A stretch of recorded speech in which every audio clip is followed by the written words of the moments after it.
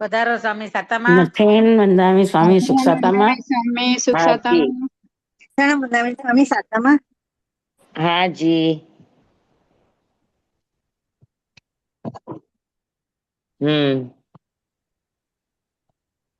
સ્વામી વંદના કરી રહી.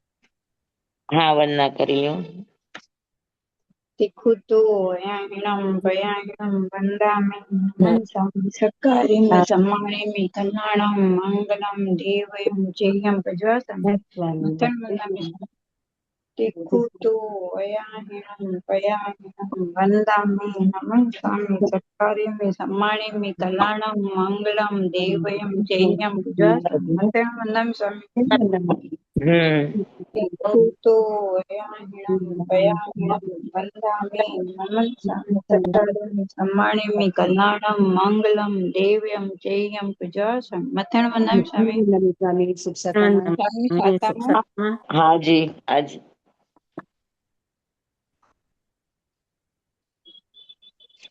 નમો રિહંતાણંગ નમો સિદ્ધાણંગ નમો આયર્યાણંગ નમો વસાયણંગ નમો લોએ સૌ સાહુણંગ એસો પંચન મુક્તારો સૌ પાવપણાસણો મંગલાણમ ચ સૌવેસીમ પડમમ હવૈ મંગલમ પડમમ હવૈ મંગલમ.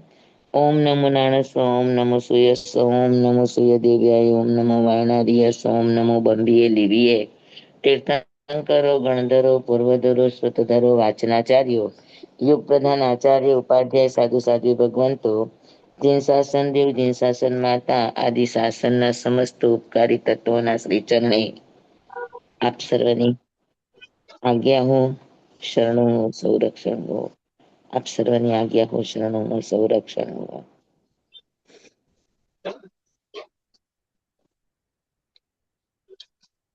ચાલો,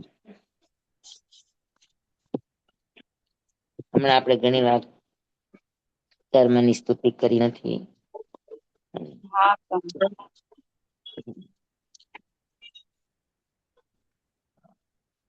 સુખથી સુખી દુઃખથી દુઃખી સૌ કર્મનું ફળ પામતા કર્મો થકી બ્રાહ્મણ ક્ષત્રિય વૈશ્ય શૂદ્રે જન્મતા કર્મો થકી અજ્ઞાનતા કર્મો થકી મોહાંધતા કર્મો થકી સંસારમાં જીવ ભવ બ્રહ્મણને પામતા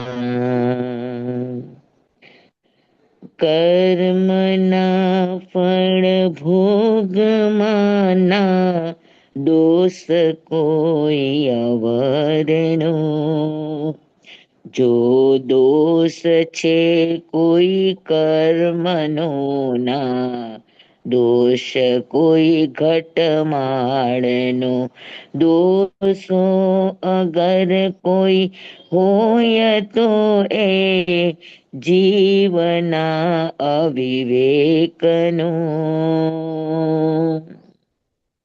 નિજ દોષ દેખે શુદ્ધ બને સિદ્ધાંત છે આ કર્મનો જેમ ચંદ્ર નાડી સૂર્ય નાડી સુષુમણા નિરમણતા એ શ્વાસની સરગમ સાથે સોહમ સોહમ જાગતા અંતર જપે પરિણામ ઉઠે આત્મ ભાવની શુદ્ધતા કર્મો ખપે મુક્તિ મળે પામે પ્રભુની પરમતા કર્મો ખપે મુક્તિ મળે પામે અમર અમરેની અમરતા પામે, અમરની અમરતા. ચાલો, આપણો વિષય ચાલે છે કે ઓલા ચાર ભાંગા સાદી, સાદી અનંત,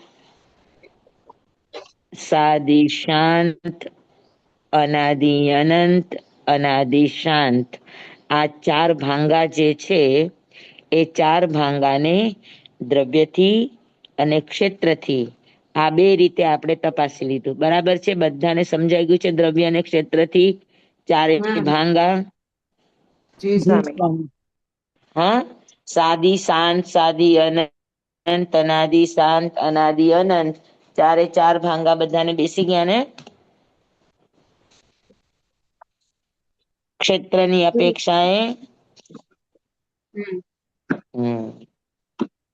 કોઈને કઈ પ્રશ્ન નથી તો આગળ વધું. હવે કાળની અપેક્ષા, બરાબર છે ને? બધાને સમજાઈ ગયું છે ને? તો પછી એને રિપીટ ન કરું. ના, હવે કાઢીએ. હા, સમજાઈ ગયું છે શું? હા, બસ. હવે કાળની અપેક્ષાએ ચાર ભાંગ જોવાના. તો કાળની અપેક્ષાએ ભરત અને ઐવત ક્ષેત્રમાં આરા પ્રમાણે કાળ વર્તે છે અને મહાવિદ્ય ક્ષેત્રમાં એક સરખો કાળ વહે છે. બરાબર? તો ભરત ક્ષેત્ર અને ઐવત ક્ષેત્રની અપેક્ષાએ, આમ તો નીચે નરકમાં, ઉપર દેવલોકની અંદર જે સમ્યક દ્રષ્ટિ આત્મા છે એને શ્રુત જ્ઞાન હોય એ વાત અલગ છે. અને આ મનુષ્ય ક્ષેત્રમાં જે 14 પૂર્વના વગેરે શ્રુત જ્ઞાન ભણવાની જે વાતો છે એ અપેક્ષાએ અહીંયા આગળ લીધું છે કે ભરત અને ઐવત ક્ષેત્રની અંદર આરા પ્રમાણે શ્રુત જ્ઞાન હોય. બરાબર?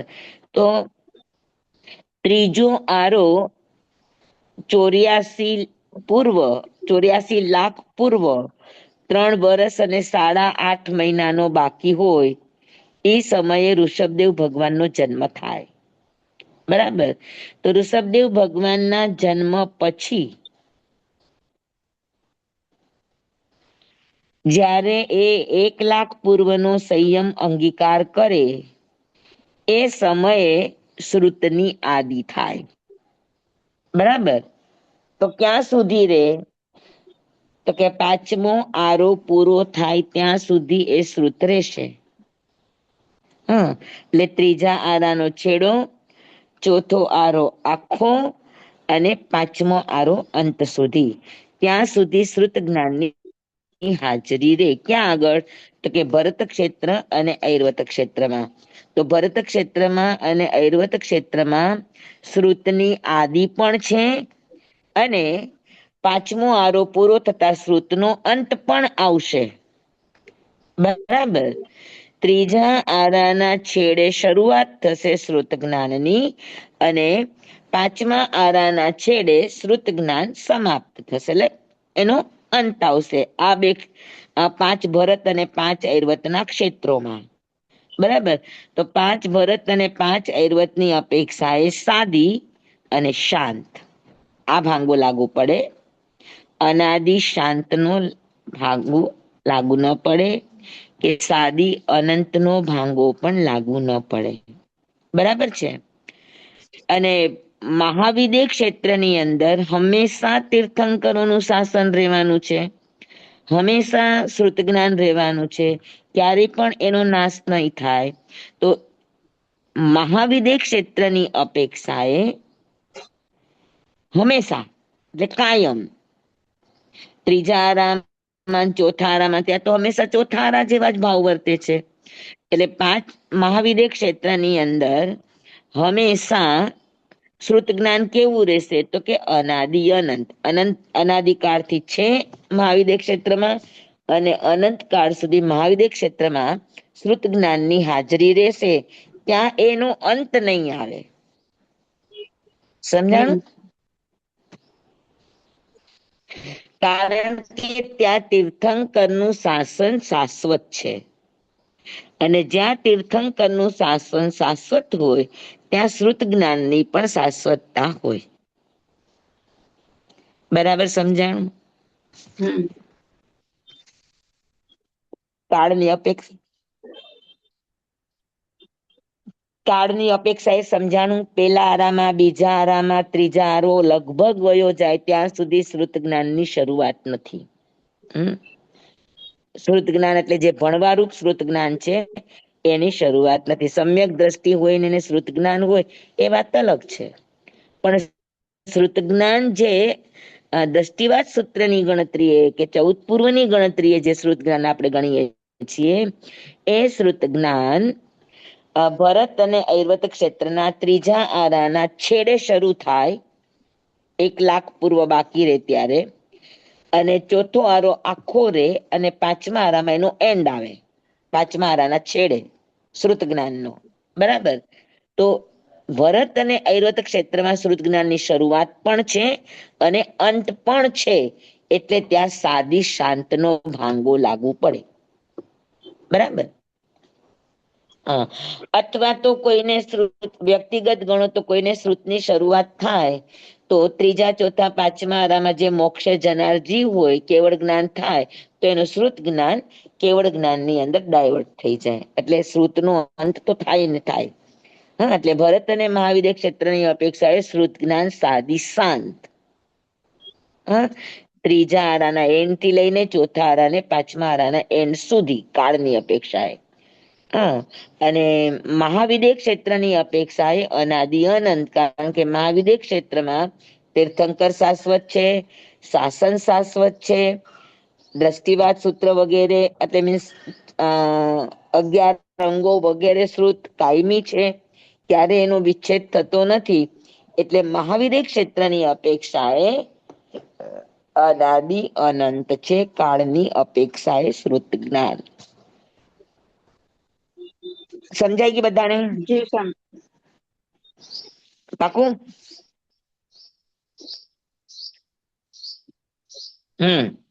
અને હવે ભાવની અપેક્ષાએ સમજાણું? ભાવની અપેક્ષાએ શ્રુત જ્ઞાનમાં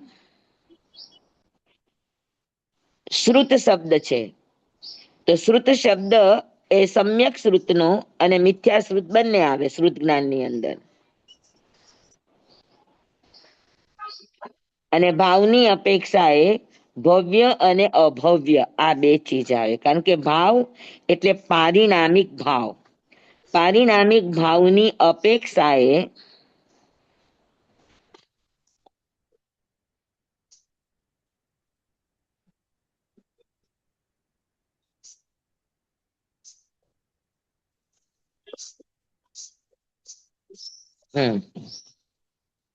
બરાબર, પારિણામિક ભાવની અપેક્ષાએ ભવ્યત્વ અને અભવ્યત્વ પારિણામિક ભાવ છે.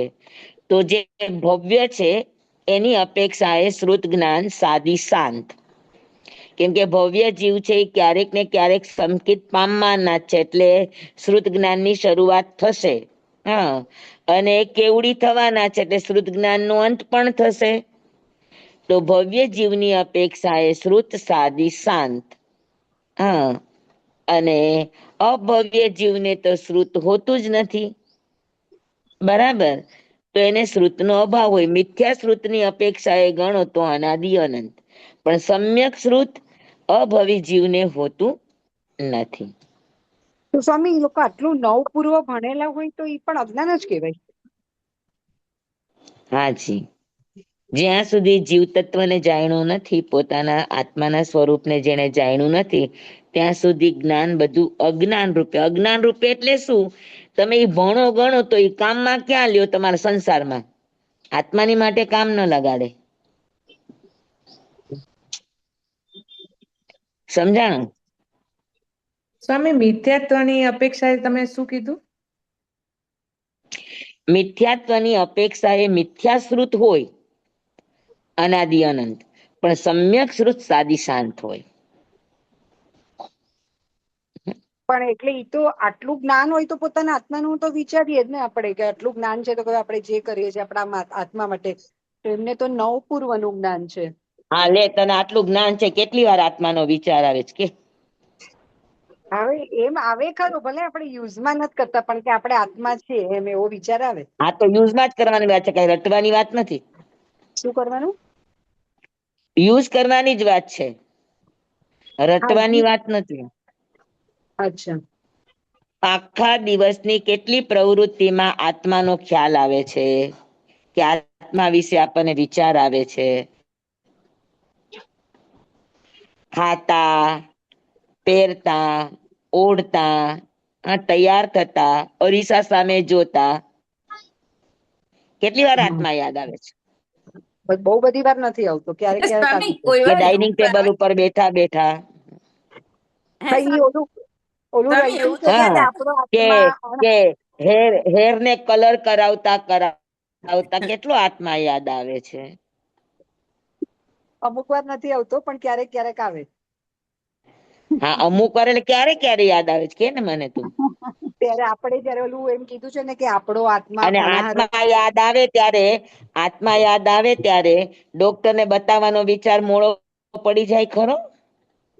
આત્મા યાદ આવે ત્યારે આપણે જે કઈ પણ આપણે કરવાનું છે એનો વિચાર ટળી જાય ખરો? હા કે આત્મા યાદ આવે તો સંસારનો રસ, શણગારનો રસ, હા, કઈક પામી જવાનો, કઈક બની જવાનો, કઈક કેરિયર બનાવવાનો, એવો રસ ટળી જાય ખરો? હા એટલે એમ ઓછું થયું છે પણ એકદમ નથી જતું.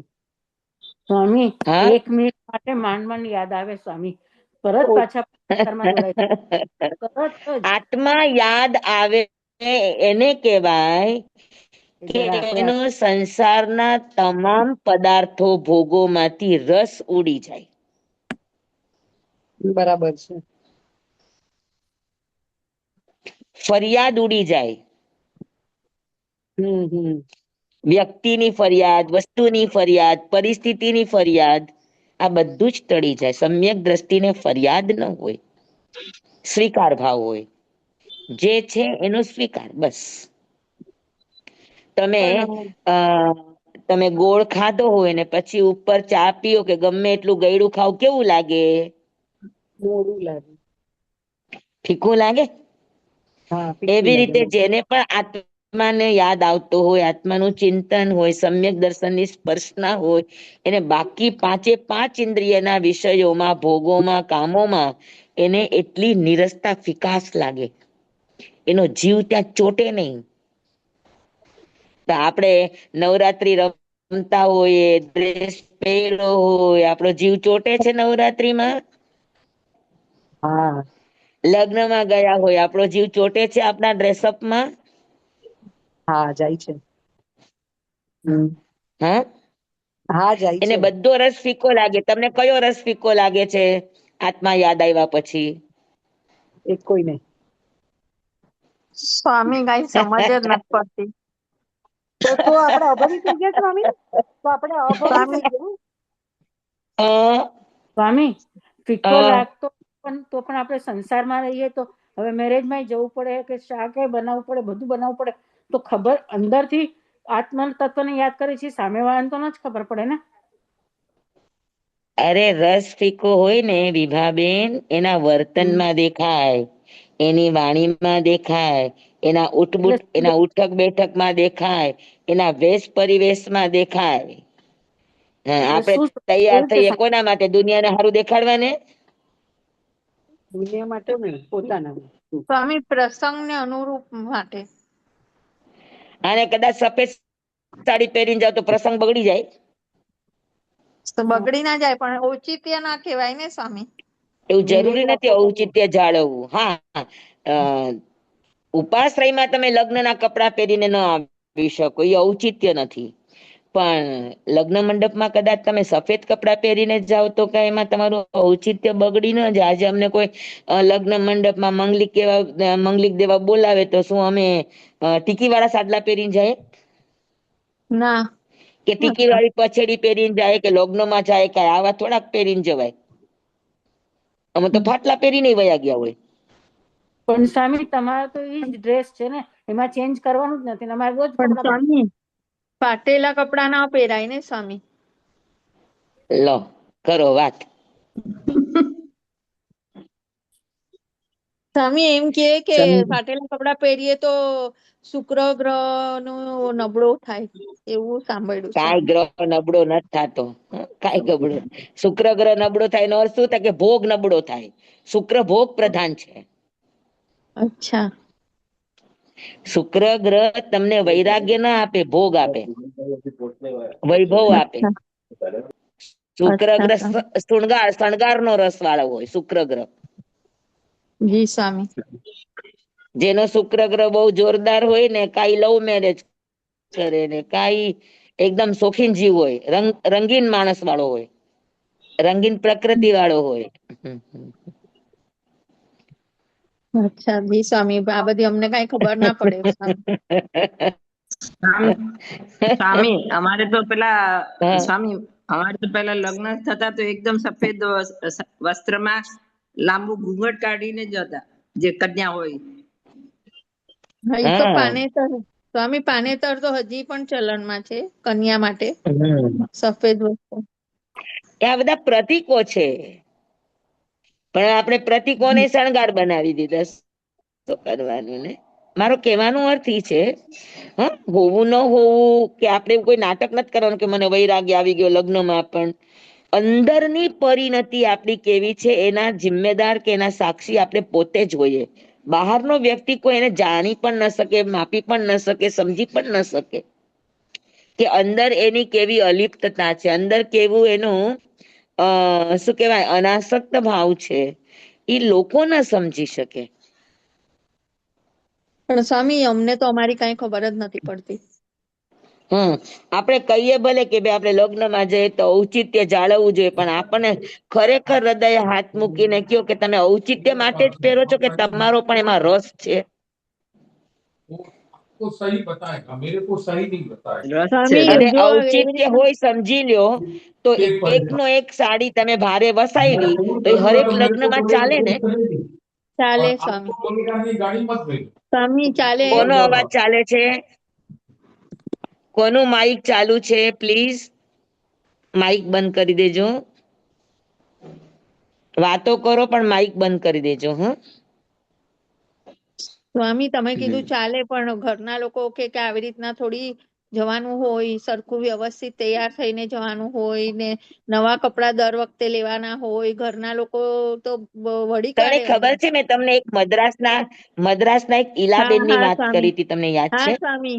હા સ્વામી કહ્યું તું. હા કહ્યું તું હા, એમની એની માં સાસુ. ઉઠીને કે છે, એની માં ઉઠીને તો કે હમ. ઠીક છે ને, તમને શરમ આવે તો તમે ઉઠીને વયા જાઓ, મને શરમ નથી આવતી, મને મારા વેશ ઉપર બરાબર જ છે, આમાં શું ખરાબ છે? જી. અંદરથી એ વૃત્તિ ઉઠે, ફરક ન પડે હમ. એને કઈ. ને એનું જી. ઔચિત્ય ખાલી એના સંસ્કાર હોય, એનું ઔચિત્ય હા સ્વચ્છ સુઘડ કપડા પહેરવા જોઈએ, વ્યવસ્થિત હમ. પહેરવા જોઈએ, એ વાત બરાબર છે, પણ હમ. ભારે જ પહેરવા જોઈએ એવું જરૂર નહીં. પ્રસંગે અલગ જ હોવા જોઈએ એવું જરૂરી નહીં. હમ. ચાલે. જી. સમજાય છે? અને પૈસા બચાવવા ખાતર નહીં કે મને તો બધું ચાલે, કોણ ખોટા ખર્ચા કરે? ખર્ચાથી વિચાર કરતા હોય તો હજુ અંદર થી માઇલો ન જ જાય ગયો. અંદર થી સમજાય કે આ પહેરો શું ફરક પડે છે, અંદર થી એની આસક્તિ તૂટે. હું તો મારી પણ વાત કરું, ક્યાંક જાય તો આપણે તરત જ આમ બરાબર બધું બરાબર કરીએ, બધું બરાબર છે કે નહીં, આ છે કે નહીં, બેસી ગયા તો બેસી ગયા, મસ્તી છે. પણ આપણને બધું બરાબર કરીને રાખવાનું, એટિકેટ કરીને બેસવાનું મન થાય તો હજુ આ આપણી ભોગ પ્રધાન દ્રષ્ટિ છે, હેને? એટલે સ્વામી તો પછી અંદરથી યોગ, આપણી નિરાલી વૃત્તિ નથી થઈ.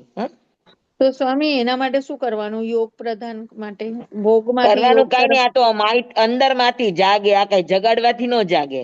ની જાતે જાગે સ્વામી.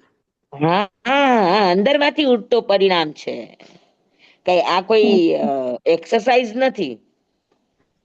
જી. પણ ભોગ પ્રધાન હોય તો અભાવી હોય એવું ન હોય ને? ના, એવું જરૂરી નહીં, એવું જરૂરી નહીં. એવું છે, અભવી જીવ હોય ભોગ પ્રધાન જ હોય, પણ ભોગ પ્રધાન હોય એ બધા અભવી જ હોય એવું જરૂરી નહીં, ભવી પણ હોઈ શકે. સ્વામી હજુ સમ્યક્તાની પ્રાપ્તિ ન થઈ હોય તો એનું ભોગનું પ્રાધાન્ય પણ ટકે. એકવાર સંકિતની પ્રાપ્તિ થઈ ગઈ હોય તો પછી ભોગ પ્રધાન ન હોય. ભોગ આવે પણ ખરો તો ઉતરતા વાર ન લાગે, બીજી સેકન્ડે એમાંથી ઉતરી જાય. એની એ રે નહીં, એના અંદરમાં એ પરિણામ ન રે. કોઈક વાર પરિસ્થિતિને આધીન બની જાય પણ વળી પાછું પરિણામ અંદરથી માથું ઉચકીને બહાર આવે ખરો. જી સ્વામી, તો સાધના કરતા સ્વામી કરતા ધીરે ધીરે થશે. પોતાને કેવી રીતના હાજી, ખબર પડે કે અભવી છે કે ભવી છે આપણે? એવી રીતના પોતાને કેવી રીતના ખબર પડે? સાધના કરીએ એટલે ખબર પડે. સાધનાથી ન ખબર પડે, પોતાના ભાવને પરિણામથી જ ખબર પડે. પરિણામ આપણા મન તમને અંદરથી કેવું મહેસૂસ થાય છે એના ઉપર ભવી ને અભવીના માપદંડ હોય. મતલબ બધું બધામાં આપણો મન થતું જાય તો આપણને તો ખ્યાલ આપણે આવે. ભવી. એવું નથી. ઘણી વાર અનંતો સંસાર બાકી હોય તો હા કદાચ એનામાં મનતા ન પણ આવે. અભવી નહીં, ભવી આત્મા પણ 70 કરોડા કરોડી સાગરો પમનું મોહનીય કર્મ બાંધે છે. અચ્છા. સમજાય છે? હા હા. તો 70 કરોડા કરોડી મહામોહનીય કર્મ બાંધે તો હજુ એની ગાઢી સ્થિતિ હોય. એટલે કેવળ હા જ્ઞાનની જરૂરી ખબર પડે જરૂર ને? સ્વામી સંકિત પછી કેટલું કર્મ બાંધે? સંકિત પછી 70 જ 1 બાંધે. કરોડા કરોડી 1 કરોડા કરોડી સાગરો પમથી કર્મ, અંત કરોડા કરોડી સાગરો પમથી વધારે કર્મ બાંધે જ નહીં, જ્યાં સુધી કોઈ મોક્ષ ન જાય ત્યાં સુધી. કોઈ 1 પણ હિસાબે કરોડા સ્વામી કરોડી પણ ના બાંધે, અંત કરોડા કરોડી સાગરો પમનું વધુમાં વધુ બાંધે તો. સ્વામી નિમિત્ત તો મળે, વૈભવ મળે તો પણ ન બાંધે સ્વામી? બિલકુલ નહીં, બિલકુલ નહીં. જેને સંકિત પ્રાપ્ત થયું છે એના પરિણામ નાભીમાંથી જ બદલી ચૂક્યા સ્વામી હોય. એટલે મહાવીર કોઈ પણ સ્વામીને ચીજ એની લાંબો ન હોય. પરિણામજન્ય ભૂલ એ ક્યારેય ન કરે, પરિસ્થિતિજન્ય ભૂલ કરે પણ પરિણામજન્ય ભૂલો એની ન હોય. સ્વામી એક પ્રશ્ન આમાં છે, પૂછું? બોલો. મહાવીર સ્વામી ભગવાન ઋષભદેવના શાસનમાં એમને સંકિત પ્રાપ્ત થયું તો ઠેઠ ચોથા અંતમાં એમને મોક્ષ પ્રાપ્ત થયો તો એ કેટલો કાળ હશે? એટલો જ હશે 1 કરોડા કરોડી સાગરોનો? એનાથી તો ઓછો જ હશે ને? અંત કરોડા કરોડી સાગરો પમ. કેમ કે ચોથો આરો જ છે 1 કરોડા કરોડી સાગરો પમમાં 42,000 વર્ષ ઓછા. અને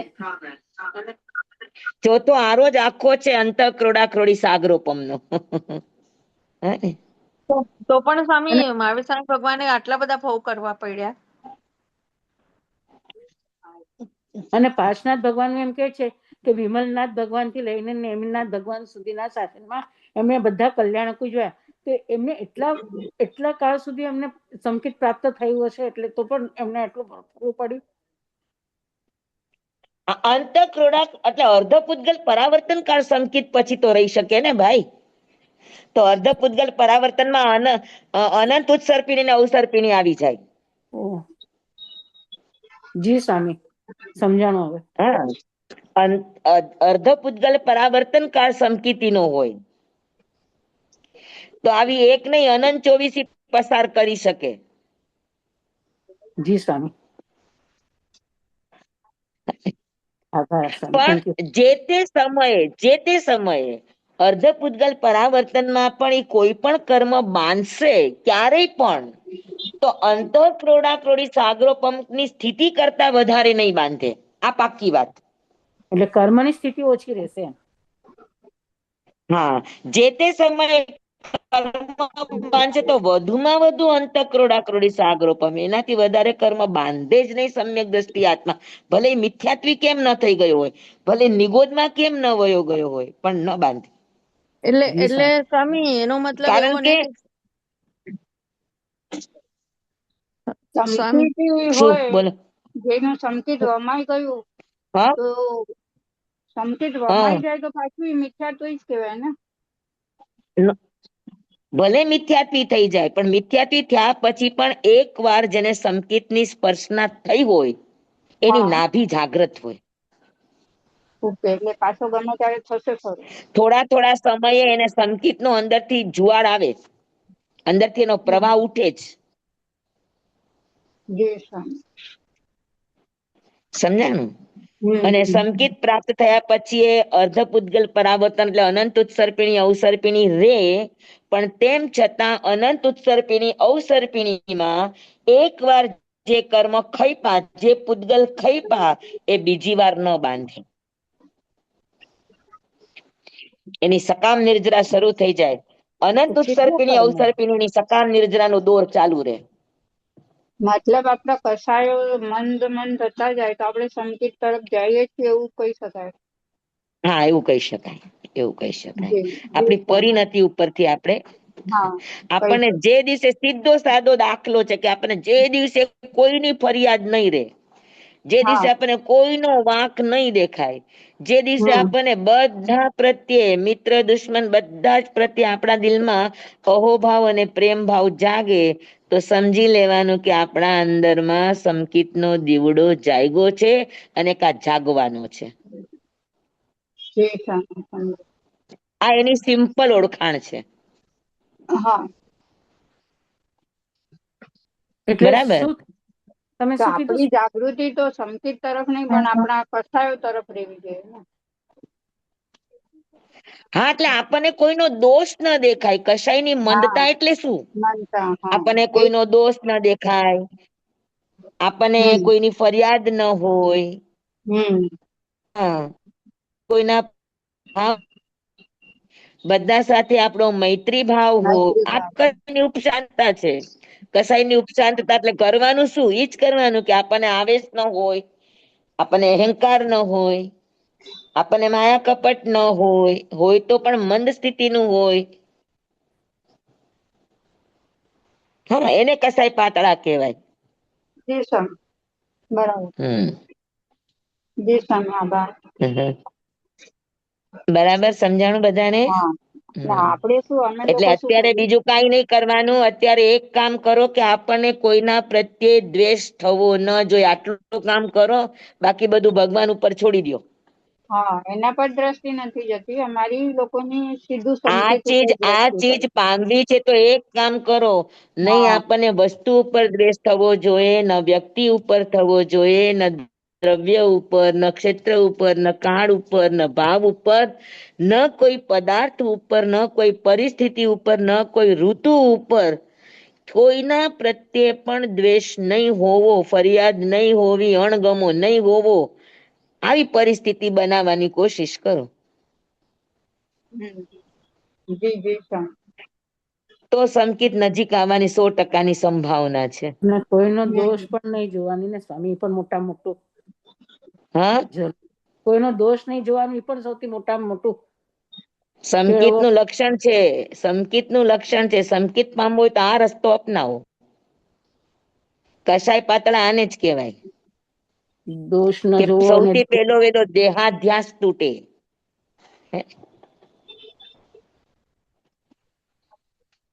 બરાબર સમજાઈ ગયું બધાને? તો દ્રવ્ય ક્ષેત્ર કાળ અને ભાવની અપેક્ષાએ શ્રુત જ્ઞાનના 4 ભાંગા સાદી શાંત અને અનાદિ અનંત કેવી રીતે લાગુ પડે ઈ જી બધાને બેસી ગયું?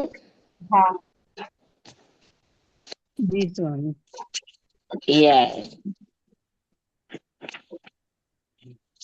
હવે શ્રુત જ્ઞાનના અલગથી 20 ભેદ પણ હોય. તમને સમજવા હોય તો લઈએ, નહીતર આપણે આગળ વધીએ.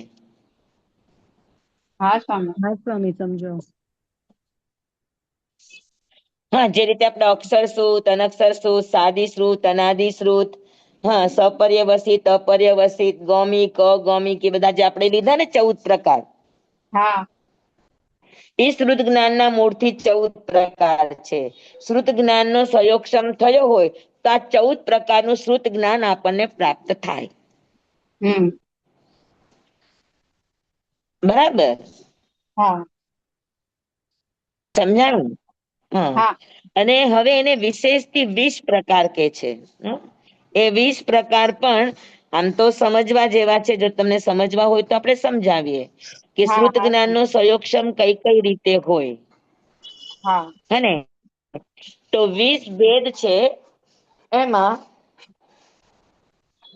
આપણે ખાલી 10 કરી લ્યો તો 10 એના વિરોધી. શું કહેવાય, એક વચન અને બહુવચનની અપેક્ષા એ છે. જેમ કે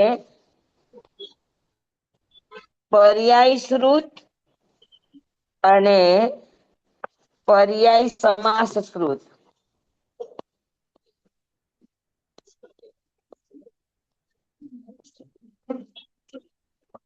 પર્યાય શ્રુત અને પર્યાય સમાસ શ્રુત.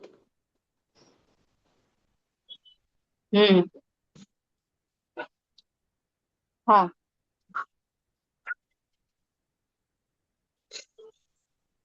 સમજાઈ ગયું? હા. સમાસ એટલે શું?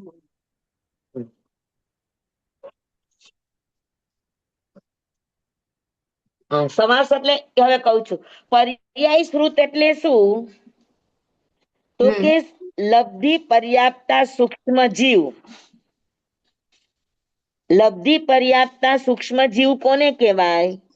તો કે જે જીવ નિયમા પર્યાપ્ત થવાના છે એને લબ્ધિ પર્યાપ્તા કહેવાય. પર્યાપ્તિ એટલે યોગ્યતા. અને આહાર, શરીર, ઇન્દ્રિય, શ્વાસોશ્વાસ, આ 4 મુખ્ય યોગ્યતા છે. તો આ 4 મુખ્ય યોગ્યતા જે જીવ મેળવવાના છે એ જીવને કહેવાય લબ્ધિ પર્યાપ્તા એકેન્દ્રિય. બરાબર? અને એમાં પણ અહીંયા લેવાના છે સૂક્ષ્મ નિગોદ. હવે સૂક્ષ્મ નિગોદના જીવ લબ્ધિ પર્યાપ્તા ઈ ઉત્પન્ન થાય. હજુ લબ્ધિ પર્યાપ્તા બન્યા નથી, પણ લબ્ધિ પર્યાપ્તા બનવાના છે. અને એ ઉત્પન્ન થાય તો એ ઉત્પન્ન થતાના સમયે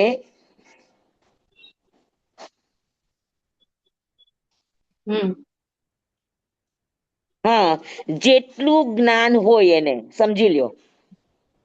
હોય તો અક્ષરનો અનંતમો ભાગ જ્ઞાન હોય. બરાબર? તો જેટલું જ્ઞાન હોય, બીજા સમયે એનું જ્ઞાન થોડું વધે એને પર્યાય શ્રુત કહેવાય. પર્યાય એટલે અક્ષરનો અનંતમો ભાગ. હવે એક અક્ષરનો અનંતમો ભાગ એટલે શું મને કયો? એક પરમાણુ. એને એક અક્ષરનો અનંતમો ભાગ એટલે શું? સાહેબજી ગણતરી ન કરી. એટલે એકદમ જેનો કઈ ભાગ જ ના થાય. સમજી લો કે એક અક્ષર એટલે અ લ્યો, ક લ્યો. હા. એનો અનંતમો ભાગ. ક ઓળખવાની વાત તો એક બાજુ રહી, એનો અનંતમો ભાગ. અણુ. સૂક્ષ્મ જે હોય ઈ સ્વામી. એટલે સૌથી વહેલું જીવ જ્યાં પણ ઉત્પન્ન થાય તો એને બીજું કોઈ જ્ઞાન હોય કે ન હોય, પણ એને પોતાની સંજ્ઞાઓનું જ્ઞાન તો હોય કે ન હોય? અનંતમો ભાગ છે તો મને સમજવું જીવવું ગમે છે, મને આ ચીજ ગમે છે, તો ગમો અણગમો દરેક જીવોને હોય. તો એટલું તો જ્ઞાન બધાની પાસે છે, સંજ્ઞા જનિત જ્ઞાન.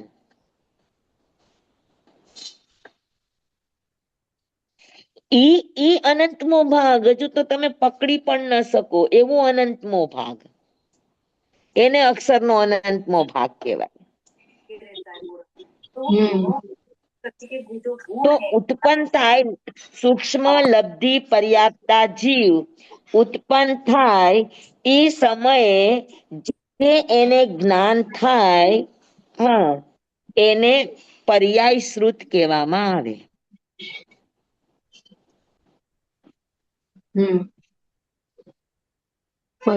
બરાબર? સૂક્ષ્મ લબ્ધિ પર્યાપ્તા જીવ. પેલા મને એ કયો કે તમને સૂક્ષ્મ લબ્ધિ પર્યાપ્તા જીવ સમજાણા? સૂક્ષ્મ જીવ એટલે શું? તો કે જેને જે કોઈ પણ સાધનમાં પકડાય નહીં, કોઈનાથી મરે નહીં, કોઈનાથી બળે નહીં, કોઈનાથી ડૂબે નહીં, કોઈનાથી હણાય નહીં, કોઈનાથી બે ભાગ એને થાય નહીં, કોઈ ઈ જીવને પકડી શકે નહીં, એવા જીવને સૂક્ષ્મ જીવ કહેવાય. અને એમાં લબ્ધિ પર્યાપ્તતા એટલે સૂક્ષ્મ જીવોને 4 પ્રકારની યોગ્યતા પ્રાપ્ત થાય: આહાર, શરીર, ઇન્દ્રિય અને શ્વાસોશ્વાસ. તો આ 4 પર્યાપ્તિ જે જીવો મેળવવાના છે એને લબ્ધિ પર્યાપ્તતા કહેવાય. તો આવા લબ્ધિ પર્યાપ્તતા સૂક્ષ્મ એકેન્દ્રિય જીવ હજુ લબ્ધિ પર્યાપ્તતા બન્યા નથી, ઉત્પન્ન જ થયા છે. તો ઉત્પન્ન થતાના સમયે એને જેટલું જ્ઞાન હોય એ જ્ઞાનને પર્યાય શ્રુત કહેવામાં આવે.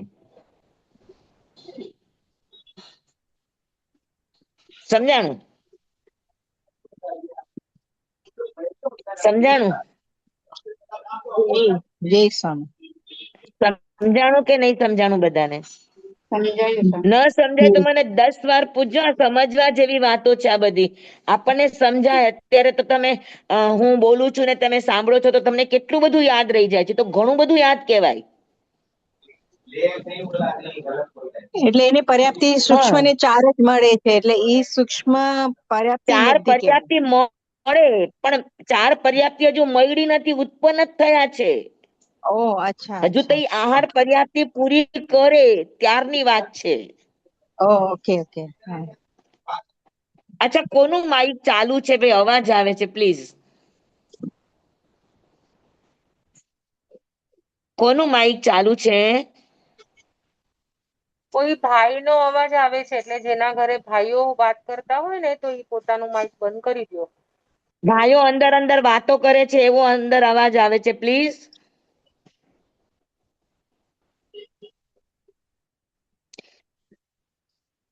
બોલો, આ સમજવું છે તમારે તો સમજાવીએ, ને થોડું ડીપ છે. સ્વામી, કેટલું સરસ રીતે તમે સમજાવો છો. આ થોડું બેસી પણ ગયું. સમજાવો, કઈક તો ઉતરશે, ખબર પડશે. આપને અનુકૂળતા હોવી જોઈએ. અમુક ચીજો ગમે એટલી બેઝિક કરું બેટા, તો અમુક ચીજો તો તમારે તમારા મનથી હું કહું એ રીતે તમારે સમજવી તો પડે. જેમ કે સૂક્ષ્મ જીવ કહું તો સૂક્ષ્મ જીવ તમારે સમજવા તો પડે કે ભાઈ વાતાવરણમાં એવા જીવો છે કે જે જીવોને આપણે અડી પણ શકતા નથી, અને વાતાવરણમાં છે સૂક્ષ્મ જીવો, આખા લોકમાં ઠસોઠસ ભર્યા છે. તો પૃથ્વીના પણ સૂક્ષ્મ જીવો છે, પાણીના પણ સૂક્ષ્મ જીવો છે, અગ્નિના પણ સૂક્ષ્મ જીવો છે, વાયુના પણ સૂક્ષ્મ જીવો છે, વનસ્પતિના પણ સૂક્ષ્મ જીવો છે. તો સૂક્ષ્મ નિગોદ કોને કહેવાય? તો કે વનસ્પતિના જીવોને સૂક્ષ્મ નિગોદ કહેવાય. પૃથ્વીના સૂક્ષ્મ જીવો છે, પણ દરેક જીવને પોતપોતાનું સ્વતંત્ર શરીર મળ્યું છે. જ્યારે વનસ્પતિના સૂક્ષ્મ જીવો છે ને સ્વતંત્ર શરીર નથી મળ્યું, અનંત જીવોનું એક સહિયારું શરીર મળ્યું છે ને નિગોદ કહેવાય. નિગોદ એટલે અનંતા જીવોનું એક શરીર, એને નિગોદ કહેવાય. નિગોદ એ શરીરનું નામ છે, જીવનું નામ નથી. એને નિગોદિયા જીવ કહેવાય. સમજાય છે મારી વાત? તો સૂક્ષ્મ નિગોદ સમજાણું તમને બધાને? કે સૂક્ષ્મ વનસ્પતિ કાયના જીવ, જેના એક શરીરની અંદર અનંતા જીવો રહેતા હોય. બરાબર. અને એ જીવો લબ્ધિ પર્યાપ્તતા હોય. લબ્ધિ પર્યાપ્તતાનો અર્થ એ છે કે જે પર્યાપ્ત અવસ્થાને પ્રાપ્ત કરીને મરવાના હોય. અપર્યાપ્ત અવસ્થામાં જે મરી જવાના હોય એને લબ્ધિ પર્યાપ્તતા ન કહેવાય. પણ જે જીવ પર્યાપ્તતા અવશ્ય થવાના છે એવા જીવ ઉત્પન્ન થાય ત્યારે પર્યાપ્તતા ન હોય, અપર્યાપ્તતા જ હોય. પણ એવા જીવ ઉત્પન્ન થાય એ સમયે એને જેટલું જ્ઞાન હોય એ જ્ઞાનને પર્યાય શ્રુત કહેવામાં આવે. કેટલું હોય? તો કે અક્ષરના અનંતમાં ભાગનું હોય, ઓછામાં ઓછું.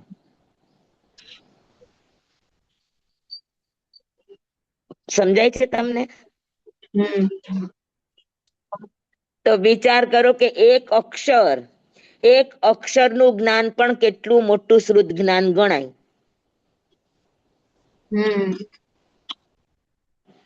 સમજાય છે? ઘણા એવા છે કે જેને અક્ષર જ ઓળખતા ન આવડે, એને બધા અક્ષર એક બરાબર લાગે. એને ક અલગ નો દેખાય, ખ અલગ નો દેખાય, ગ અલગ નો દેખાય, બધું એક જ હરખું લાગે. તો સૌથી પહેલા અક્ષરને ઓળખવા, એક અક્ષરને ઓળખવા, એમાં તમારા શ્રુત જ્ઞાનનો કેટલો અનંત સહયોગક્ષમ હોય ત્યારે તમે એક અક્ષરને ઓળખી શકો.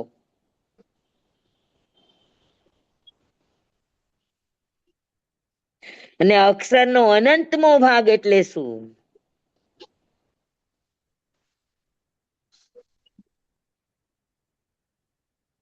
તો સમજાય ને એવું જ ને આનંદમાં ભાગ.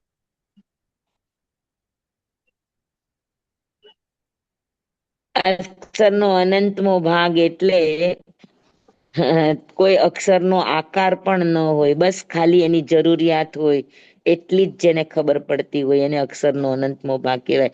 અને એ જરૂરિયાત પણ ક્યાંથી મેળવવી, કેમ મેળવવી, કેવી રીતે મેળવવી, કાંઈ જ જ્ઞાન ન હોય. હા, અનંતા જીવોનું એક સાથે ભોજન આવ્યું હોય અને એમાંથી પોતે પોતાનું ભોજન ખેંચી લે, ખેંચાય તો ખેંચે, ન ખેંચાય તો ભૂખો પણ રહે. તો એટલું જ જેને જ્ઞાન છે એને અક્ષરનો અનંતમો ભાગ કહેવાય.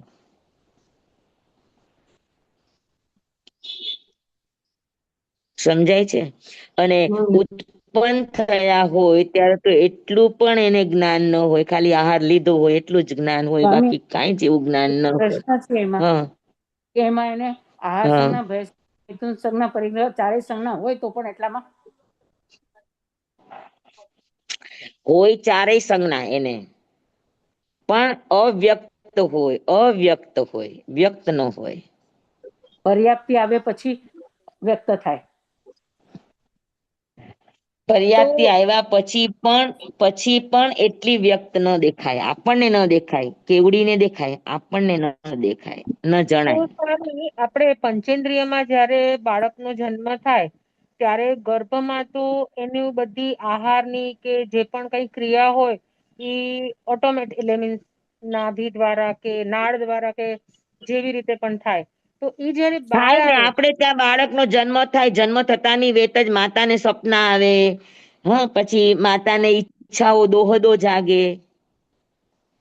હા, તો એ બાળકના અંદરના વિચારો એને અસર કરતા હોય, તો બાળક કેટલું બધું જાણતું હોય.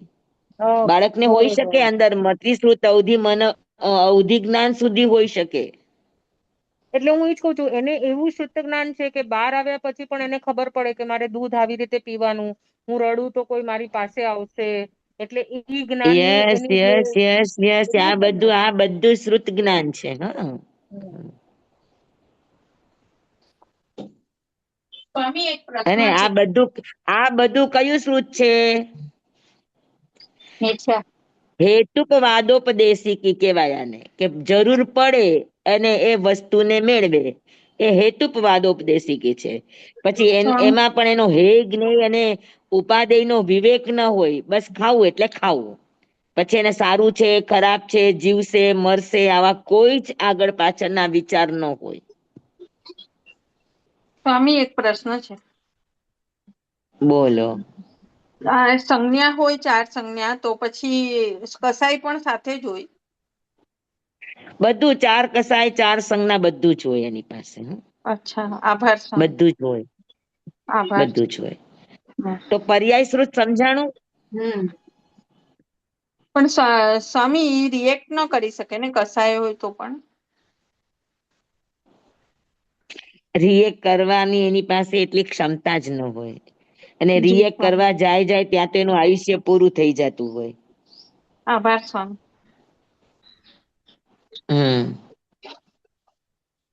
તો પર્યાય સમજાણું તમને? પર્યાય. જી સ્વામી. હા, એવી 1 2 3 4 એવી વધારે પર્યાય નું જ્ઞાન થાય ત્યારે એને પર્યાય સમાસ શ્રુત કહેવામાં આવે. ખાલી એક પર્યાય નું જ્ઞાન થાય એને પર્યાય શ્રુત કહેવાય, અને 2 4 5 પર્યાયોનું જ્ઞાન થાય ત્યારે એને પર્યાય સમાસ કહેવામાં આવે. જમવાની ઈચ્છા, તો એક સમજાવવા માટે, જમવાની ઈચ્છા થઈ, આ પર્યાય શ્રુત છે. હા, પણ જમવામાં પછી મને આ જોઈએ છે, આ જોઈએ છે, આ જોઈએ છે, આ જોઈએ છે, એ બધું જ્ઞાન થાય. ખારું, ખાટું, તીખું, મીઠું, આ બધા સ્વાદનું જ્ઞાન થાય તો આ બધાને પર્યાય સમાસ શ્રુત કહેવાય. સમજાણું? હા, આપણને બેસવા માટે આસન જોઈએ છે, આ પર્યાય છે, પણ બેસવા માટેનું આસન ગરમ હોવું જોઈએ, ઠંડુ ન લાગે, નરમ હોવું જોઈએ, આટલું લાંબુ, આટલું ચોડું, આટલું પોળું. હા, આ બધું છે એ બધું પર્યાય સમાસકૃત કહેવાય. એક વસ્તુનું જ્ઞાન થાય એ પર્યાય છે ને એને વિભિન્ન પ્રકારોનું જ્ઞાન થવું આ પર્યાય સમાસકૃત છે. બરાબર છે?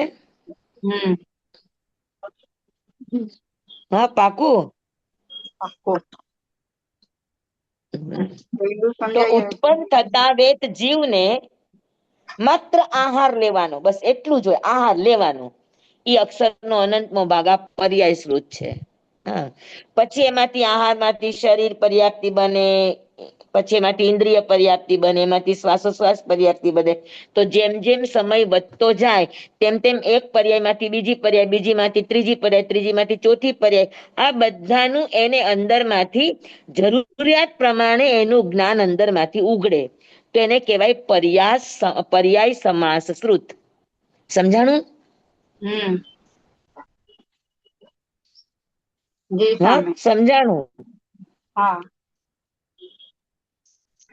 ફોર એક્ઝામ્પલ, મેં તમને હમણાં જે કીધું કે ભાઈ મારી એક જરૂરિયાત છે, એ જરૂરિયાત મને સમજાણી તો એ પર્યાય શ્રુત છે, પણ એ જરૂરિયાત કેવી, કેટલી, ક્યાંથી, કેવી રીતે, આ બધું જે જ્ઞાન થાય એને શું કહેવાય? તો કે એને પર્યાય સમાસ શ્રુત કહેવાય.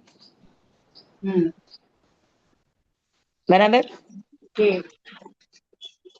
સમજાઈ ગયું બધાને? પર્યાય સમાસ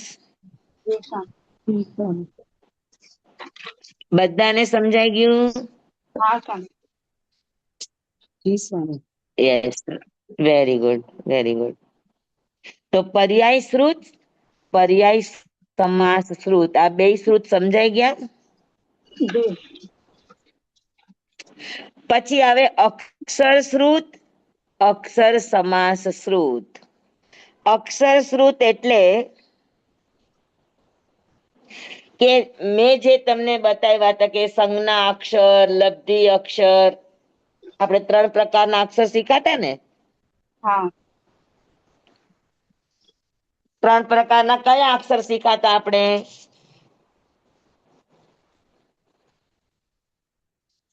લબ્ધિ અક્ષર, પછી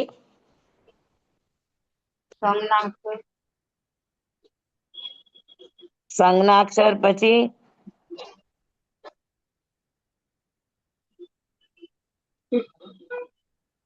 ત્રણ પ્રકારના અક્ષર કર્યા હતા આપણે.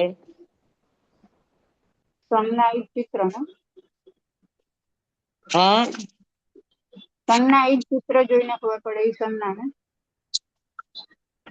હા, પણ અક્ષર અને અક્ષર શ્રુત એટલે અક્ષર આપણે 3 પ્રકારના કર્યા હતા, બરાબર ને? તો 3 અક્ષર કયા 3 પ્રકારના?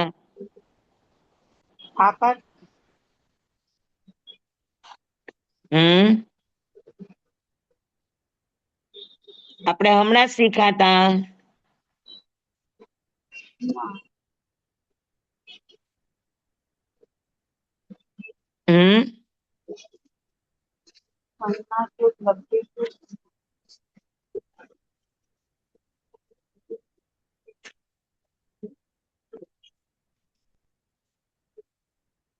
વ્યંજના, હા, સંજ્ઞાક્ષર, વ્યંજનાક્ષર અને લબ્ધાક્ષર આપણે શીખાતા કે નહીં?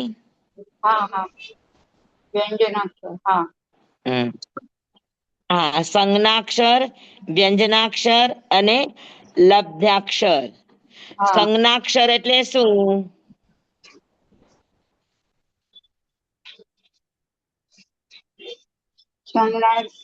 કે જેની આકૃતિ ઉપરથી, બનાવટ ઉપરથી, આકાર ઉપરથી તમે ઓળખી જાઓ કે ભાઈ આ અ છે, આ છે, ઈ છે, ક છે, કા છે, ઈ. બરાબર? તો એને કહેવાય સંજ્ઞાક્ષર. પછી વ્યંજનાક્ષર એટલે શું? તો કે ભાઈ આપણને લખતા ક આવડો પણ એનું ઉચ્ચારણ ક થાય, વ્યંજન થાય. વ્યંજન એટલે અભિવ્યક્ત થાય. વ્યંજન એટલે અભિવ્યક્ત થવું. હા હા, તો હું તમને કહું કે આ કયો અક્ષર છે, તો આ આકાર ઉપરથી તમે ઓળખો, એને સંજ્ઞા કહેવાય. હા પણ પછી કહું કે બોલો આ કયો અક્ષર છે, તો તમે બોલો ને ક. ક હા હા, તો એટલે આ ક ઉચ્ચારણ ઈ છે અભિવ્યક્ત સંજ્ઞા. થયું. હા હા પછી એને મેં આ કર્યું, તો આ તમને સમજાણું કે ભાઈ ક અને બાજુમાં એક કાનો છે, દાંડો હા તો કા થઈ ગયું. બરાબર. તો તમને આ સમજાણું કે ભાઈ કની બાજુમાં આમ માત્રા છે. હા, તો આ તમે બોલ્યું તો કે કા. તો જે અભિવ્યક્ત થયું એને શું કહેવાય? તો કે એનું નામ છે વ્યંજનાક્ષર. ઉચ્ચારણ થાય ઈ વ્યંજન કહેવાય. લખાણ ઈ સંજ્ઞા, આકાર ઈ સંજ્ઞા, સંસ્થાન ઈ સંજ્ઞા, અભિવ્યક્તિ એનું ઉચ્ચારણ ક કા કી કી કુ કુ એ ઉચ્ચારણ એને કહેવાય વ્યંજનાક્ષર. બરાબર. અને પછી એના અર્થનો બોધ થવો એને લબ્ધિ અક્ષર કહેવાય.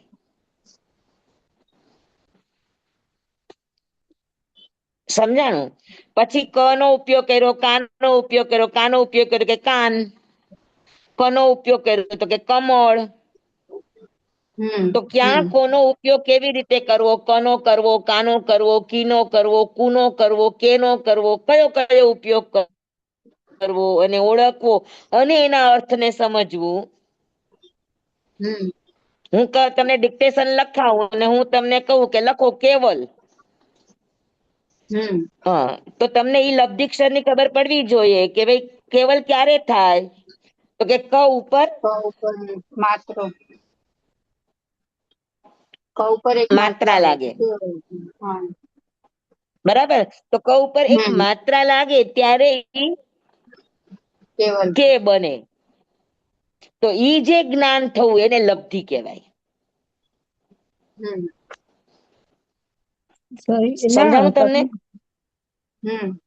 હા, તમે એમ કીધું ને ક કા કી કુ કઈ પણ લાગે તો ઈ વ્યંજના કહેવાય.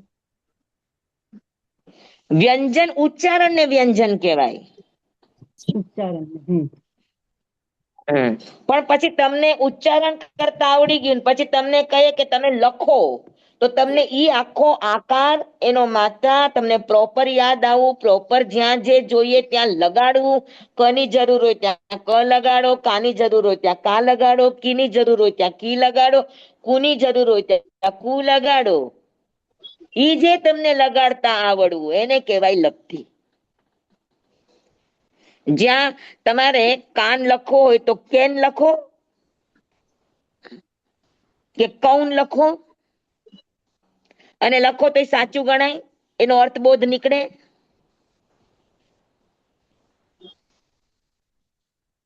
ના નીકળે ને? તો આખી બારાખડીને ક્યાં કેવી રીતે વાપરવી એને કહેવાય લબ્ધિ અક્ષર. ઉચ્ચારણ પ્રમાણે શબ્દ વાપરવો, શબ્દ પ્રમાણે એનો અર્થ કરવો, એનું અર્થઘટન કરવું, આ બધું જ લબ્ધિમાં આવે. બરાબર છે? સમજાઈ ગયું બધાને? હેલો, અત્યારે તો હું કબાટમાં આ કોણ ખુલ્લા માઇક વાળા છે? જરાક ગોતો ને ભાઈ.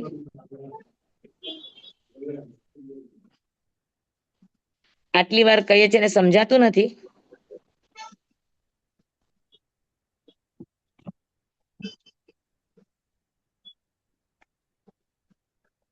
સમજાણું કે નહીં? અક્ષર શ્રુત, સંજ્ઞાક્ષર, વ્યંજનાક્ષર અને લબ્ધિ અક્ષર ત્રણેય સમજાણા. ફરી વાર આપણે સમજીએ છીએ. હા, તો ખાલી એક અક્ષરનું, પછી સંજ્ઞા રૂપે હોય, લબ્ધિ રૂપે હોય, વ્યંજન રૂપે હોય, એક અક્ષરનું જ્ઞાન થવું એને અક્ષર શ્રુત કહેવામાં આવે. અને આખા કક્કાનું અથવા તો આખી બારાખડીનું, હા, આખા શું કહેવાય વર્ણમાલાનું, ક ખ ગ ઘ, હા, તો ઈ બધા એક થી વધારે શબ્દોનું જ્ઞાન થવું, એની ઓળખ થવી, એને વાપરતા આવડવું, એને કહેવાય અક્ષર સમાસ શ્રુત. સમજાણું બરાબર? આપણને આ બધું આવડે છે ને એટલે આપણને નવીન નથી લાગતી, પણ જે બાળક શીખતું હોય ત્યારે એને ખબર પડે કે આપણે એને કહીએ કે કમળ લખ, તો કોઈક વાર ક ની જગ્યાએ ખ લખી નાખે કે ન લખી નાખે? શું કામ ક ની જગ્યાએ ખ લખી નાખે છે? કારણ કે હજુ એને એની લબ્ધિ એટલી ખુઈલી નથી, એટલે એની ઓળખ નથી આવતી એને. બોલતા આવડે પણ એને ઓળખીને લખતા ન આવડે, એની માટે લબ્ધિ જોઈએ. અને બાળક છે એટલે એટલી લબ્ધિનો સયોક્ષમ એની માટે સયોક્ષમ જોઈએ. તેની હજુ એટલું સયોક્ષમ ખોલી શકે એટલી હજુ એની શક્તિ ખુઈલી ન હોય. સમજાય છે? એ તમારી હારે બોલતા બધું શીખી જાય પણ લખતા ના આવડે. ઓળખતા હે ને, ઘણી વાર કાના માત્ર માં ભૂલ કરી લે કે ન કરી લે? કરી લે. એ ભૂલ થવાનું કારણ શું? તો કે એટલું જ્ઞાનાવરણીય કર્મ, શ્રુત જ્ઞાનાવરણીય કર્મ એનું ઉદયમાં હોય એટલે અક્ષરનો અનક્ષર થઈ જાય, અક્ષરનો અનર્થ થઈ જાય. અક્ષર પ્રોપર લખાય નહીં, એમાં ભૂલ આવે. કાનો માત્ર મીંડું પદ ગાતા સૂત્ર, આપણે જે દરરોજ બોલીએ છીએ ને કે ભાઈ કાનો માત્ર મીંડું પદ ગાતા સૂત્ર ઓછું અધિક, તો આ બધી ભૂલ થવાનું કારણ શું? તો કે એનું કારણ એ છે કે આપણું અક્ષર શ્રુત હજુ બરોબર સયોક્ષમ પામ્યું ન હોય. આ સમજાઈ જાય તો આપડે તો ગુસ્સો ઓછો થઈ જાય એટલો. નહીં તો આપણે બધા ઉપર એટલો ગુસ્સો કરતા હોય, આટલી મિસ્ટેક કરવાની હોય. હા, અક્ષર શ્રુત અને અક્ષર સમાસ શ્રુત, એક અક્ષરનું જ્ઞાન થવું એને અક્ષર શ્રુત કહેવાય, અને બધા જ અક્ષરોનું જ્ઞાન થવું એને અક્ષર સમાસ શ્રુત કહેવાય. બરાબર?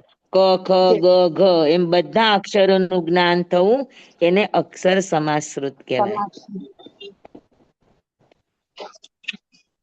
અક્ષર સમાસ, સમાસ એટલે સમૂહ. 2, 3, 4 અક્ષર તેને અક્ષર સમાસ કહેવાય. બરાબર? સમજાણું? તો પર્યાય શ્રુત, પર્યાય સમાસ શ્રુત, અક્ષર શ્રુત, અક્ષર સમાસ શ્રુત. બરાબર? પછી પદ આવે.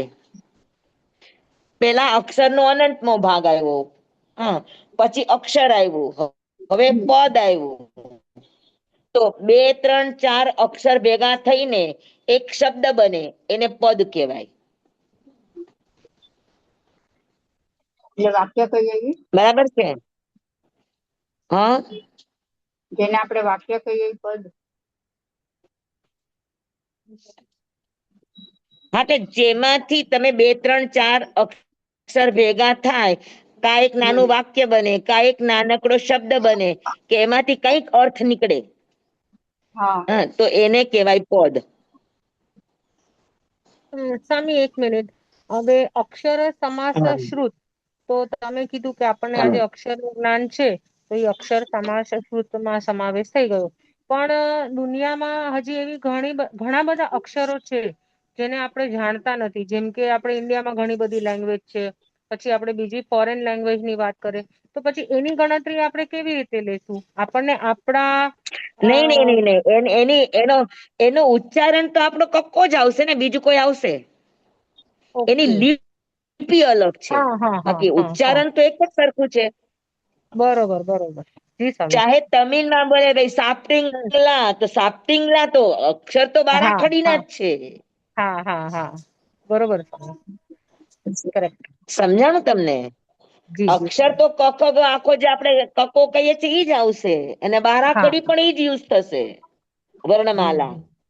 બરોબર, આભાર સર. સમજાણું? તો ક થી લઈને જ્ઞ સુધીના તમામ શબ્દોનું, તમામ અક્ષરોનું જ્ઞાન થવું એને અક્ષર સમાસ શ્રુત કહેવામાં આવે.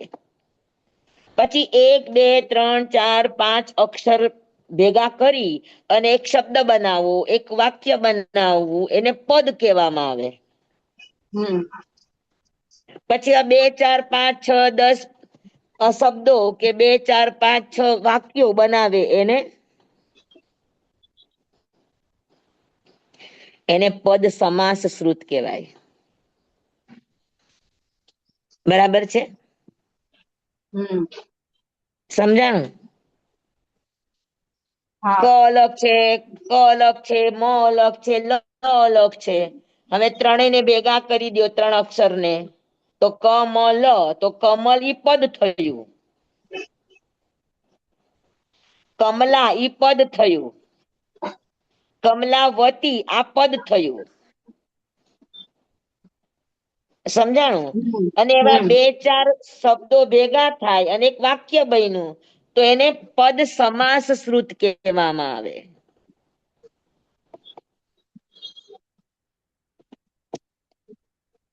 બેઠું તમને બધાને? જી સર. હમ પણ પદ એને જ કહેવાય કે જે શબ્દના જોડાણ માંથી કઈક અર્થ નીકળે. તો હમ શબ્દ એને કહેવાય કે જેનો કોઈક અર્થ છે. હા, લાકડે માકડું બેહાડી દો તો ઈ પદ ન બને. પદ બનવા માટે એમાંથી અર્થનું નીકળવું અનિવાર્ય હોય. આપણે કમલ પછી બોલીએ ભલે એટલે 2 ફૂલ અક્ષરનો કેમ શબ્દ હોય, 3 અક્ષરનો હોય કે 10 અક્ષરનો હોય. બરાબર છે? હમ તો અક્ષરો મળી અને શબ્દ બને. અક્ષરો મળીને શબ્દ બને કે જેમાંથી કોઈ અર્થ નીકળે છે. એવા શબ્દને પદ કહેવામાં આવે. એવા શબ્દને પદ કહેવામાં આવે. અને એવા 2, 4 પદના સમૂહને પદ સમાસ શ્રુત કહેવામાં આવે. હમ બરાબર છે? જી સર. હા, હમ હવે રવિ રવિ આવે છે, તો રવિ એક પદ છે. આવે એક પદ છે અને છે એક પદ છે. છે માં પણ 2 અક્ષર છે ને, 6 અને એ. હા હા બરાબર?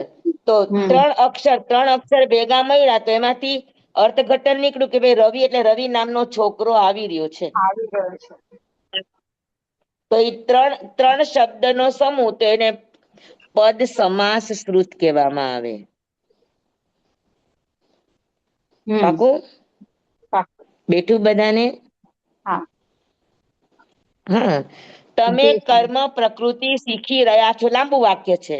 તો હમ તમે કર્મ પ્રકૃતિ શીખી રહ્યા છો. આ બધા એક એક પદ છે. હા એક એક શબ્દ છે. હમ અને આખું વાક્ય બન્યું તો અનેક શબ્દો જોડાઈને વાક્ય બને. તો અનેક શબ્દો છે એને પદ સમાસ કહેવાય. તો તમને એક એક નો પણ અર્થ આવડે છે. હા, કે અમે કર્મ પ્રકૃતિ શીખી રહ્યા છીએ. તો અમે નો પણ તમને અર્થ ખબર છે. અમે એટલે આપણે બધા. કર્મ પ્રકૃતિનો પણ તમને અર્થ ખબર છે. શીખવાનો પણ અર્થ ખબર છે. રહ્યા છો એટલે કન્ટિન્યુટી છે એનો પણ તમને ખબર છે અર્થ. હને? હમ અને બધું ભેગું મેળવી લે તો આખા વાક્યનો પણ તમને અર્થ ખબર પડે કે ન પડે? પડે. તો એને શું કેશો? પદ સમાસ ઈ શ્રુત, ઈ જે આપણને જ્ઞાન થયું એને શું કેશો? પદ સમાસકૃત. પદ સમાસ શ્રુત. શું હમ કેશો? પદ પદ સમાસકૃત. સમાસ શ્રુત. સમજાઈ ગયું બરાબર હમ બધાને? હમ પાકું? જી સર. પાક્કું. હમ તો આજે આટલું રાખશું. જી સ્વામી. હા, આમાંથી કોઈને ન સમજાણું એવું છે? પર્યાય શ્રુત, પર્યાય સમાસ શ્રુત, અક્ષર શ્રુત, અક્ષર સમાસ શ્રુત, પદ શ્રુત, પદ સમાસ શ્રુત. હા, આ બધું શીખવો એટલે તમને ખબર પડે કે આપણો કેટલો સહયોગક્ષમ છે. ત્યારે આપણને આ બધું સહજતાથી ઓળખાય છે. હા, ઘણા એવા જીવો છે કે આટલું પણ ઓળખી શકતા નથી. જી સ્વામી. હા ને, તમે પૃથ્વીને કહો કે હા લે કમળ આપ, કમળ આપ, તો પૃથ્વી આપશે? એને સંભળાય છે? ના. હા, જી સ્વામી. તેને એનું જ્ઞાન નથી થતું, કારણ કે એનું વિસ્તૃત જ્ઞાનનું આવરણ છે. હા, તો જી આપણે કેટલા આગળ નીકળી ગયા છે. અને અહીંયા આવીને આપણે જો હવે એનો સદુપયોગ ન કરીએ ના તો આપણી કરીએ. હાલત શું થશે? આપણે ત્યાં જ જવાનો વારો આવશે ને, કે જ્યાં આપણને આ સાંભળશું છતાંય ઓળખતા નહીં આવડે. જી સ્વામી. હા, સમજાય ને બરાબર?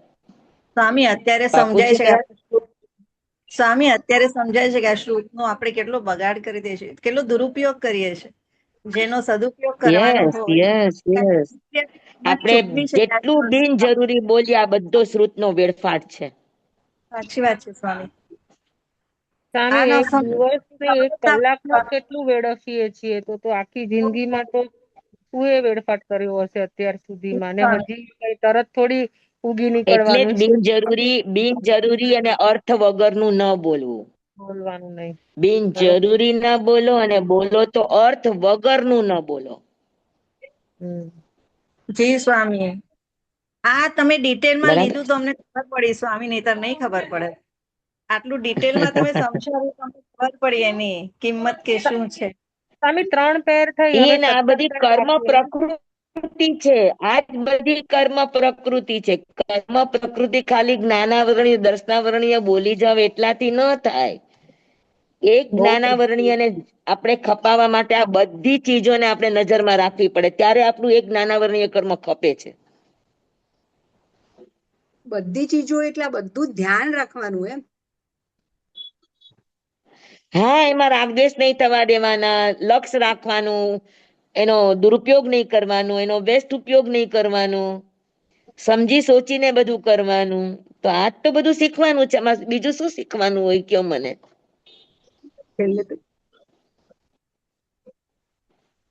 ને? પણ સ્વામી અમારી પાસે તો અજ્ઞાનતા જ હવે આપણે બહાર ક્યાંય ગયા હોય અને પેપર લખેલું હોય એમાં અરે ખાધું હોય. અજ્ઞાનતા હોય એટલે આ ક્લાસ લઈએ છીએ. આ ક્લાસ શું કામ લઈએ છીએ? આપણે 1-1 કલાક આટલી મહેનત કરીએ છીએ ભણવાની, આટલું ઊંડું ભણવાની મહેનત કરીએ છીએ. કેટલું સરસ તમે લોકો અત્યારે વિષય લઈને બેઠા છો. આવા એક વિષયને એકદમ ધ્યાનપૂર્વક શીખો તો કેટલો ફાયદો થાય મને કયો. સ્વામી પણ પેલા આ બધી આ કઈ જે જ્ઞાનીઓએ ખાલી આ કઈ ગણાવવા માટે 20 ભેદ નથી આપ્યા. એટલું ડીપ તમે છે આ 20 ભેદ સાંભળજો, એમાં બધું જ આવી જશે. આપણે કેવી રીતે ઉપયોગ કરીએ છીએ બધું જ આવશે એમાં. આપણને સમજવા આંકડા પડે છે, પણ આપણને ઉપયોગમાં આંકડા નથી પડતા. ઉપયોગ તો આપણે જેમ તેમ કરીએ છીએ બધાયનો, સમજણ વગરનો. હે ને? આભાર સ્વામી. હા, એક પર્યાય અક્ષરના અનંતમાં ભાગનું શ્રુત પણ કેળવવા માટે તમારું લબ્ધિ પર્યાપ્ત હોવું જરૂરી છે.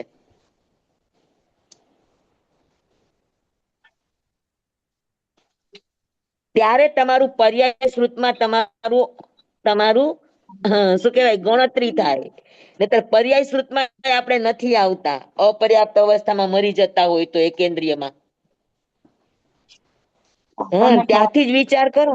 ત્યાંથી જ વિચાર કરો આપણને લાગે કે કે સહજ મળી જાય. એક પર્યાયને પ્રગટાવવા માટે, શ્રુતની એક પર્યાયને પ્રગટાવવા માટે આપણી પાસે લબ્ધિ પર્યાપ્તપણું હોવું અનિવાર્ય છે. જી સ્વામી. સમજાય છે? આમ ના ખબર હોય એટલે આપણને તો એમ જ છે કે આપણને તો એમ જ મળી ગયું બધું. તો પણ કેટલું એની પાછળ કેટલું બધો પ્રોસેસ છે. હા, તમે આ 20 બે શીખો, તમને ખરેખર લાગશે કે આપણે કેટલું બધું હા ઓલું કરીએ છીએ. હા એ જ. આટલામાં જ એમ થાય કે કેટલું વેડફી નાખીએ. હમ. ચાલો ભલે, આ છે ટાઈમ બહુ જે લેવાઈ ગયો કામ તમારો. આપના લા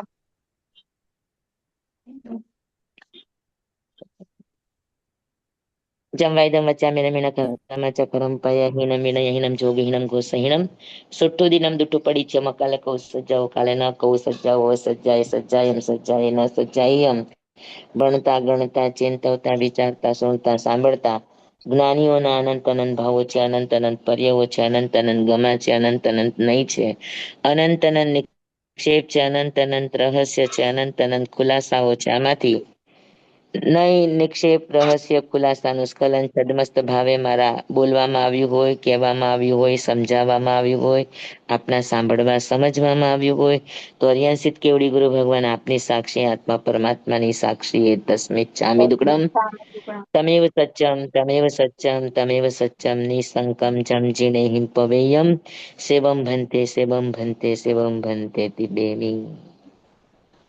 સ્વામી ખૂબ ખૂબ આભાર ખૂબ આપનો આભાર. સ્વામી. થેન્ક યુ બહુ સ્વામી. જ સરસ સમજાવ્યું સ્વામી. અને આજે સાંજે અરે તમે લોકો આટલું ખૂબ સમજો ખૂબ છો. આભાર આમાં સ્વામી. તો ઘણાને કંટાળો આવ્યો તો ક્લાસ છોડીને વયા ગયા. આજે આપણે ક્લાસ શરૂ કર્યો ત્યારે 33 જણા હતા, અત્યારે 24 જણા થઈ ગયા.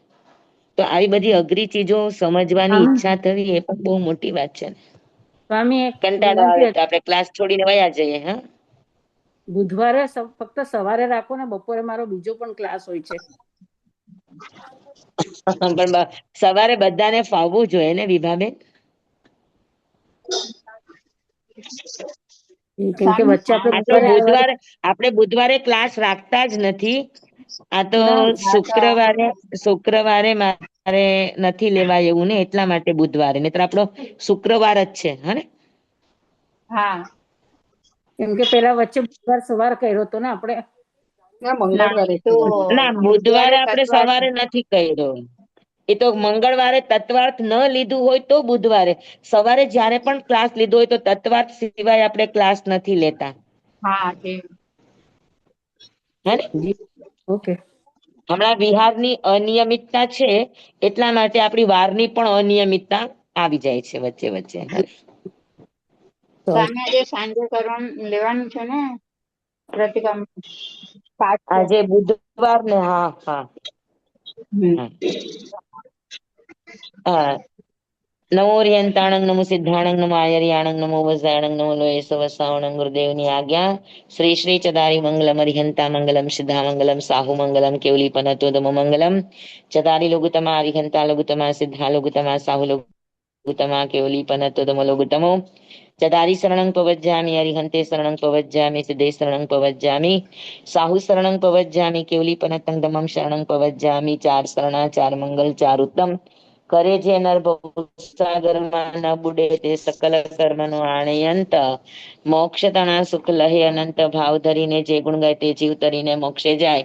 સંસારમાં શરણાચાર અવર શરણ નહીં કોઈ, જે નર નારી આદ્ર અક્ષય વિચલ પદવી હોય અંગૂઠે અમૃત વસે લબ્ધિ તણા ભંડાર. શ્રી ગુરુ ગૌતમ સ્વામીજી ભગવાનને સમરીએ તો સદાય મનવાંચિત ફલદાતા, સદાય મનવાંચિત ફલદાતાર. બોલો ભગવાન મહાવીર સ્વામી કી જય. પૂજ્ય ગુરુદેવ કી જય. આપ બધાને ખૂબ ખૂબ ધન્યવાદ. ખૂબ સ્વામી આભાર. આમાં જે તમે સાંજના સેશનમાં કોઈ જોડાય તો પેલા તમે એને પાઠ મંડાવડાવો છો ને?